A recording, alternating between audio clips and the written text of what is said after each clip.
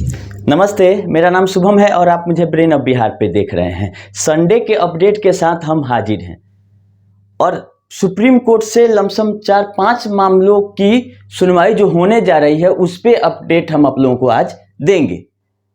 मार्च में अब कोई सुनवाई नहीं बची है सुप्रीम कोर्ट की।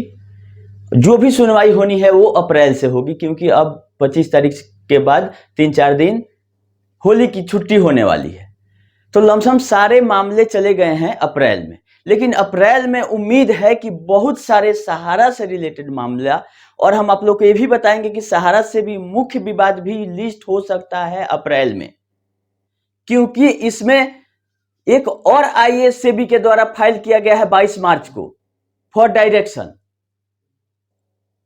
और उसके बाद 16 मार्च को एक एडवोकेट के द्वारा परमिशन के लिए भी एफिडेविट मेन सहारा से भी केस में फाइल किया गया है। इस तरह से 3-4 आईए लग चुके हैं केवल फरवरी और मार्च मिला के सहारा सेबी का जो मुख्य विवाद है 2012 वाला केस उसमें।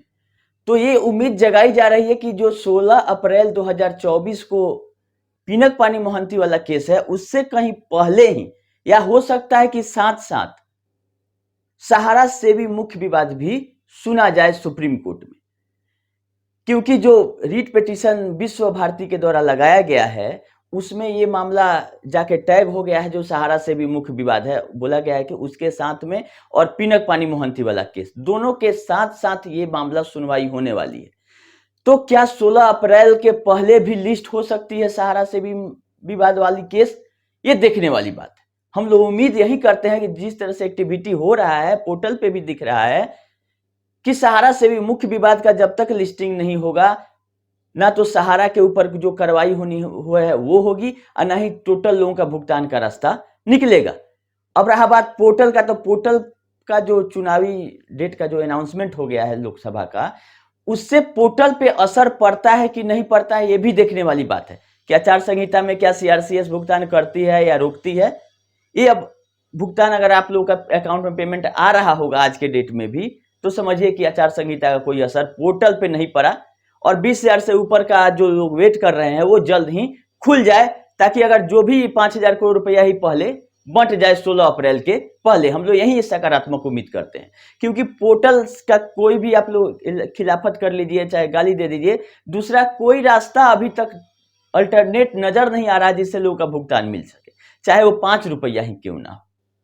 तो पोर्टल तो लाया गया है, भुगतान इसी माध्यम से होना है, लेकिन इसको सरल बनाना है।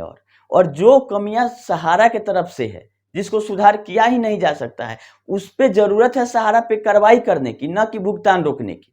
और इसका अल्टरनेटिव क्या हो सकता है? जैसे इनकम टैक्स है, इनकम टैक्स आईटीआर देना था 5 लाख से ऊपर में, सहारा ने नहीं लिया, तो ये तो सहारा का फॉल्ट है। उसके अगेंस्ट में सहारा पे फाइन पेनल्टी लगाया जा चुका है।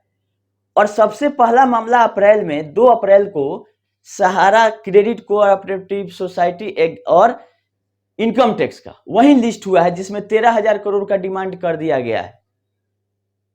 इसी कारण, क्योंकि जमाकर्ताओं से आईटीआर नहीं लिया था, प्रॉपर केवाईसी नहीं लिया था, जिसके चलते फाइन सहारा भर रही है या भरेगी, जो भी अपील में डिसाइड होगा सुप्रीम कोर्ट। 2 अप्रैल को इसका लिस्टिंग है, लेकिन इधर का भुगतान कैसे हो ये तो सुप्रीम कोर्ट ही तय करेगा। कि अगर इतना तरह की गड़बड़ियां हैं, सीआरसीएस अब लेके जाती है कि मल्टीपल मेंबरशिप है, डेथ क्लेम का क्या करना है, 5 लाख से ऊपर का क्या करना है, अगर इंटरेस्ट हम क्यों नहीं दे रहे हैं, इंटरेस्ट नहीं दे रहे हैं तो इंटरेस्ट देगा कौन? क्या सहारा पे अपने को बोला कि इंटरेस्ट अमाउंट आप पेमेंट करिएगा, तो कब कीजिएगा, कैसे होगा, आपका इन्वेस्टमेंट जो था एमबी वैली का वो कब रिटर्न आएगा? बहुत सारे सवाल है। तो ये सारे सवालों का जवाब केवल और केवल सुप्रीम कोर्ट, इसीलिए हम उसके अपडेट के साथ आपके पास, आप लोगों के सामने हम प्रस्तुत कर रहे हैं कि सहारा इंडिया का इनकम टैक्स वाला जो है वो 2 अप्रैल को है क्रेडिट का। फिर 5 अप्रैल को सिस्टमेटिक चलिए, 5 अप्रैल को सहारा इंडिया कमर्शियल का एक केस है जिसके अपील में गई हुई है। ये एक इंडिविजुअल केस है, इससे सब लोगों को कोई मतलब नहीं है, लेकिन एक बार हम आईना दिखाना चाहते हैं ज्ञान दान मूर्ख दान वाले लोगों को, कि जो लोग आज भी चाटुकारिता कर रहे हैं उनके साथ या उनके जमाकर्ताओं के साथ कंपनी ने क्या किया। हालांकि और मुख्य दान वाले ज्यादा बचे नहीं हैं, जो लोग थोड़ा जानकार थे वो धीरे धीरे साइड हो रहे हैं, वो समझ गए हैं वो भी कि इधर इस तीसी में तेल अब नहीं है, कितना भी चाटुकारिता हम लोग कर दे भुगतान ही हम लोगों का भी नहीं करेगी। तो रास्ता एक है लीगल, सुप्रीम कोर्ट एफआईआर, जिससे इसको अगर पकड़िए अरेस्ट कर सकते हैं ओपी श्रीवास्तव और स्वप्ना राय का वारंट निकलवा सकते हैं तो भुगतान आपको मिलेगा। तो वो लोग भी अब मूर्खदान वाला चैनल छोड़ के अपना लीगल में कहीं ना कहीं लगे होंगे कि भुगतान मिल जाए। खैर कुछ ना कुछ आईना दिखाना जरूरी है ताकि इन लोग भी समझ सके कि 4 घंटा जो प्रवचन ही करते हैं, ये अब चैनल हम इन लोगों को देखते हैं कि ये लोग अब प्रवचन की दिशा में बढ़ रहे हैं। जैसे जैसे 108 सीरी 1008 सीरी भी लोग कुछ आते हैं उसमें वो प्रवचन देते हैं। तो उन लोगों को भी आईना दिखाना जरूरी है कि सहारा इंडिया कमर्शियल के केस में एक केवल 7,000 डिपॉजिट का और 1.5 लाख का डिमांड था, उसके लिए 3 बार ऑर्डर हो चुका है हाई कोर्ट और नेशनल कंज्यूमर फोरम का, और फिर इस सुप्रीम कोर्ट तक चली गई है 1.5 लाख रुपया नहीं देते हुए, जबकि कोर्ट ने 1 लाख रुपया कॉस्ट कोर्ट का और 1 लाख पेनाल्टी भी देने के लिए बोला था। सिल्वर ईयर योजना में सहारा कमर्शियल का रजत या स्वर्ण बहुत सारा योजना लाई थी, उसमें जमा करना था और रिस्क कवर भी था उसमें इंश्योरेंस की तरह, और नेशनल इंश्योरेंस कंपनी भी इस केस में पार्टी है, क्योंकि इंश्योरेंस का अगर आप करते हैं आपके पास लाइसेंस नहीं हो सकता है कि सब इंश्योरेंस वो करा के रखी हो, जिसका चेक 25,000 का सहारा इंडिया को मिल चुका है। एक विजय अग्रवाल है, उनके बेटे की डेथ हो गई थी 23 साल की उम्र में, और 7,000 रुपया सहारा कमर्शियल में इन्होंने जमा किया था, लेकिन उसके टर्म एंड कंडीशन के हिसाब से डेथ क्लेम में 1.5 लाख रुपया उनको मिलना चाहिए था, और जमा धन का 5% टोटल 82 महीना तक देने का बात था। जो लोग इसमें काम किए होंगे उनको पता होगा।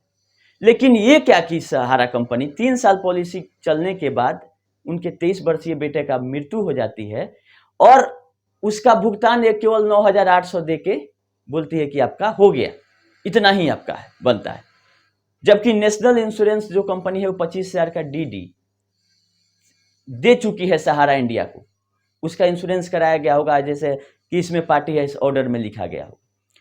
अब आया बात नेशनल कंज्यूमर फोरम में केस होता है, वहां पे ऑर्डर होता है कि 1.5 लाख रुपया दीजिए, उसके बाद 18% इंटरेस्ट के साथ दीजिए डिले का। मामला 2003 में जब खुला था अकाउंट, 7 में मृत्यु होती है, 9 में सेटलमेंट होता है, और ये 24 तक केस चल रहा है। टोटल 20 साल का ये मामला है।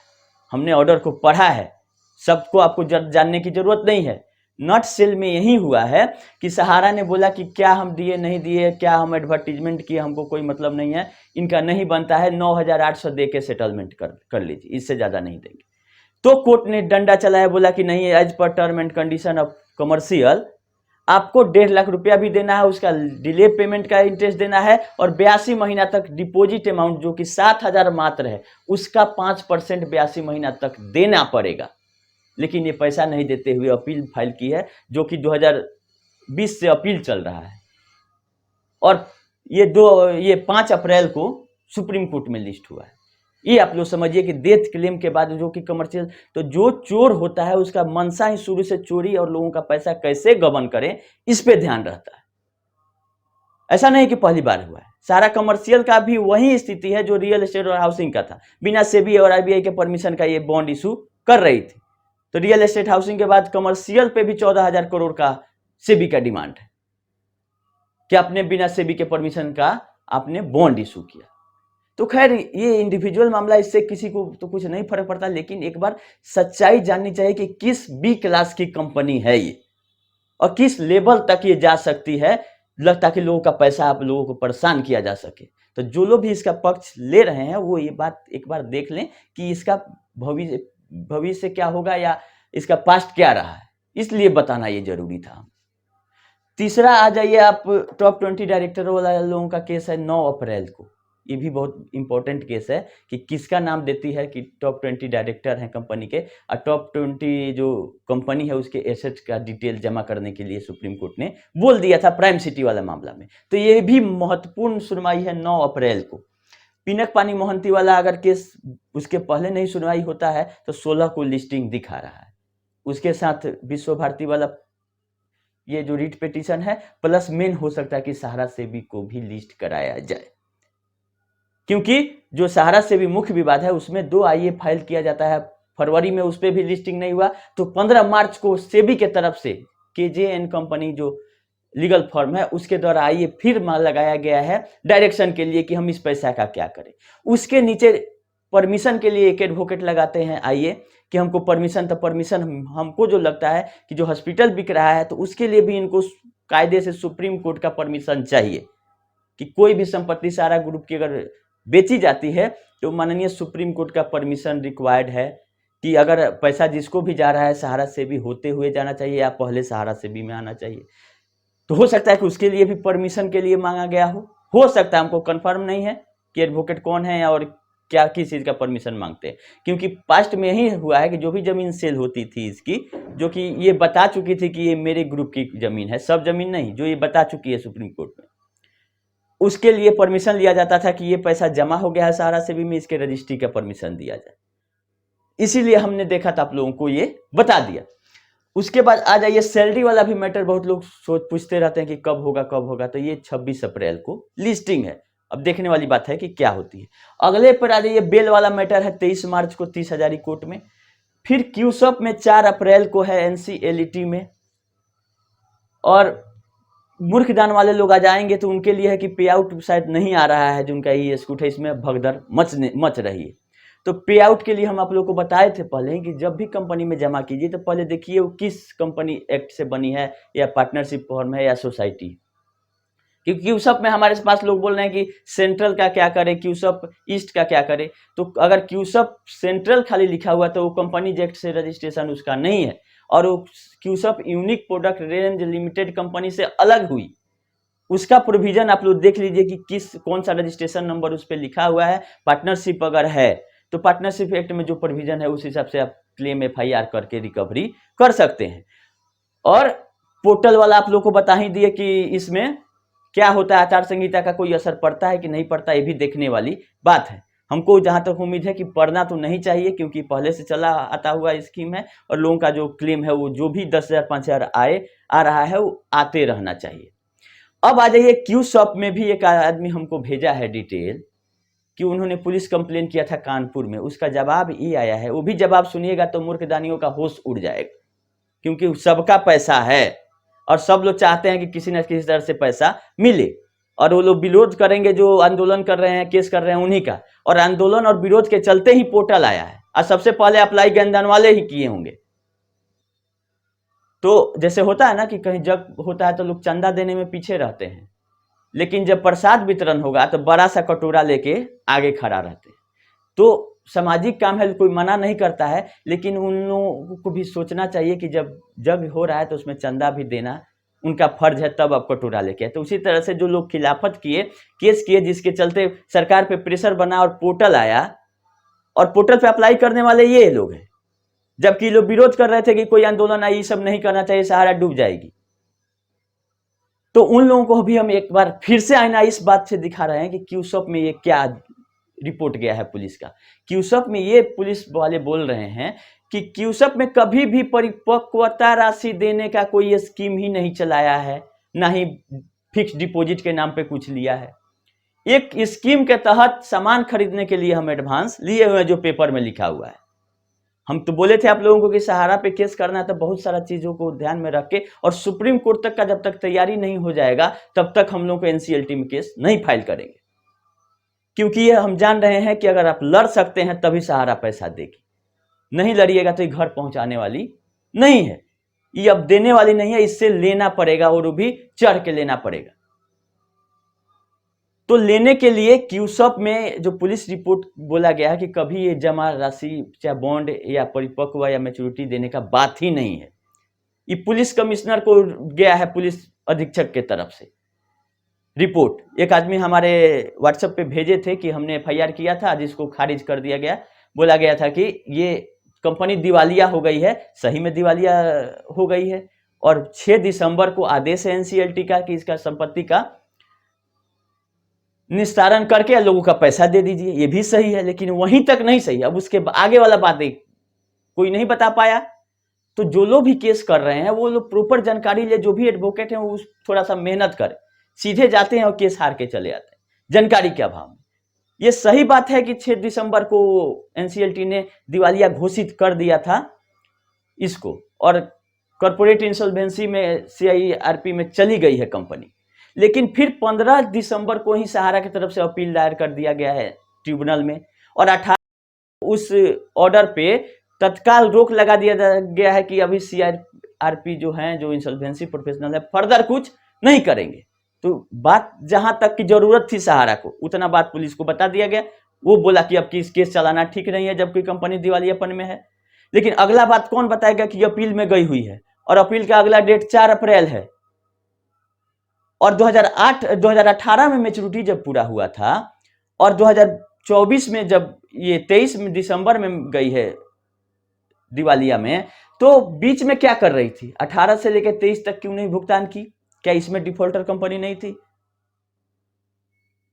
वो तो जिसमें सहारा को राहत मिल जाए बस उतना ही इंफॉर्मेशन आगे बढ़ाती है कि उतना से मेरा काम हो जाए। कहीं कहीं है कि पोर्टल को आगे करके निकल जाती है, लेकिन जहां FIR है 30,000 कोर्ट में क्यों नहीं जाके बोल रही है कि पोर्टल से भुगतान हो रहा है, हमारा FIR निकाल लीजिए। जहां इसको लगता है कि काम चल जाएगा पोर्टल से, NCLT में क्यों सब चल गई, तो मेरा उतना तो पुलिस को नॉलेज है नहीं कि क्या मामला है नहीं है। वो तो अपना पक्ष आपको खुद रखना है कि NCLT का जो ऑर्डर है 6 दिसंबर वाला, उसके अगेंस्ट में अपील में गई हुई है, और ये 4 अप्रैल को डिसाइड होगा कि क्या इसका इंसॉल्वेंसी, इसका दिवालियापन से इसका लिक्विडेशन होता है कि नहीं होता है। तब तक ही इसका केस खारिज कर दिया गया, बोल दिया गया कि केस चलाने लायक नहीं है ऐसे। लेकिन ये जो बोली कि हमने बॉन्ड इशू नहीं किया था और कोई परिपक्वता राशि नहीं दी, हम देने की बात किए हैं, तो जो 1000 का 2300 रुपया देने का बात है वो क्या है? बहुत सारी तैयारियां करनी है हम लोगों को NCLT में जाने, नहीं तो ये अपना रंग दिखाएगी कि किस तरह की B क्लास कंपनी ये है। तो रंग दिखाने के लिए सारा कुछ है। जब ये परिपक्वता राशि देने की, मैच्योरिटी देने की, FD की बात नहीं थी, तो सेबी ने और RBI ने नोटिस इसको क्यों किया है? क्यों बंद हो गई? कितने दुकान इसके खुले हुए हैं जहां आप जाके सामान लीजिएगा? ये तो टोटली फ्रॉड है कि पैसा आप लिए, पैसा मैच्योरिटी का समय आया तो ब्रांच बंद करके लापता है। तो 420 तो ऐसे ही बनता है। खैर ये निकलेंगे नहीं, कितना भी चाल चले अभी तक 2008 से लेकर अभी तक, लेकिन कोशिश बहुत की है लोगों के आंख में धूल झोंकने का, लेकिन सफलता नहीं मिली है और टोटली कंपनी खत्म हो गई। अब रहा बात कि कितना कम से कम पैसा इसको देना पड़े और कितना पैसा इसका बच जाए इसके स्वप्ना राय OP श्रीवास्तव को जीने खाने के लिए, इस पे ही दिमाग केवल लगाती। इसको बिजनेस कोई नहीं करना है। बिजनेस करना रहता तो सहारा हॉस्पिटल बिकता नहीं 500 करोड़ के लिए। जब 5 लाख करोड़ का आपका MB वैल्यू है तो 500 करोड़ तो आपका 2 मिनट का खेल है, जाके देते हुए लोन बंद हो जाता, बच जाता सहारा हॉस्पिटल। उससे ज्यादा बड़ा गुडविल तो आपका कुछ नहीं था। लेकिन इसको चलाना, इसको करना है ई-स्कूट, जहां पे लोगों का पैसा लेके आगे देना नहीं है। वही स्कीम इसको सूट करता है कि पैसा ले लीजिए, क्योंकि कहीं भी आप पैसा जमा करते हैं तब कोई अगर 8% आपको देने का बात कर रहा है तो सबसे पहले पूछिए कि आप 9% कमाइएगा तब ना 8% हमको दीजिएगा। ये क्वेश्चन जरूरी है। तो ई स्कूट में हम यही समझाते हैं कि पूछिए कि आगे वो कंपनी करेगी क्या कि आपको 12% या 10% रिटर्न देगी या रेंट देगी, जो भी कह रही है वो फेल होना ही है। जितना दिन तक मार्केट से पैसा आ रहा था, सोसाइटी चल रही थी, मार्केट से आना बंद, सोसाइटी बंद, क्योंकि इसका पैसा उसको, उसका पैसा इसको अपना बिजनेस तो कुछ था नहीं। ले जाके MB वैली में शेयर के रूप में परचेज करना है, सारा पैसा इधर से उधर, इधर का एंट्री उधर, यही की है, लेकिन सफलता नहीं मिली है। जो भी सिस्टमेटिक ढंग से काम नहीं करेगा उसका परिणाम यही होना है, जो कि दिख रहा है सामने। तो अभी भी समय है, जो भी मूर्खदानी लोग अभी भी नहीं समझे हैं, कृपया समझ जाएं और इसके अगेंस्ट में काम करें, ताकि कुछ जो बचा हुआ प्रॉपर्टी वो जल्दी से केस निस्तारा हुआ लोगों तक मिल जाए। खैर संडे था तो सोचे कि कुछ स्पेशल आप लोगों को बताना चाहिए, हमने आप लोगों को बताया। आप लोग हमारे साथ रहिए, सही जानकारी हम कोशिश करेंगे, क्योंकि पैसा तो हम नहीं दे सकते हैं, जानकारी दे सकते हैं, तो भी ईमानदारी से आप लोग तक पहुंचाने की कोशिश मेरी रहती है। फिर जैसा रहेगा हम आप लोग को बताते रहेंगे। अभी के लिए इतना ही, धन्यवाद।